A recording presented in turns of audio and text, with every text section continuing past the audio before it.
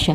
ఒకసారి నాసిక్లో ప్లేగు చెలరేగి ధూమల్ ఇంట్లో కూడా ఎలుకలు చచ్చిపడసాగాయి. అతను సాయికి జాబు రాసి వారి అనుమతితో ఇల్లు మారాడు. ఆ ప్రాంతంలో కూడా ప్లేగు వ్యాపించి చివరకు మంచినీటి బావిలో కూడా ఎలుకలు చచ్చిపడసాగాయి. ధూమల్ మరలా బాబాకు జాబు వ్రాసి ఆయన ఎలాగో ఇల్లు మారమంటారని తలచి కొత్త ఇంటికి వెళ్ళాడు. ఆ ఇంటి తలుపులు తెరుస్తుండగా అతను ఇల్లు మారనక్కర్లేదని సిరిడీ నుండి జాబు వచ్చింది. ధూమల్ వెంటనే పాత ఇంటికి వచ్చేసి బాబా మాటలపై పూర్తి విశ్వాసంతో అక్కడే ఉన్నాడు. అయినా ఎవరికీ ఏ ప్రమాదమూ జరగలేదు. సాయి శృతి మాత్ర ప్రసన్నుడు. మార్చి 6, 1913 సంవత్సరంలో ధూలియాలో రావుజీ బిడ్డకు జ్వరం వచ్చింది. రావుజీ బాబాను ప్రార్థించాడు.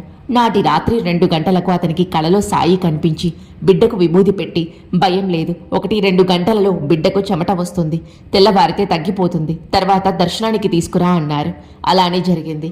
3వ రోజు సిరిడి నుండి రావుజీకి జాబ్ వచ్చింది. నేను ధూలియాలో నీ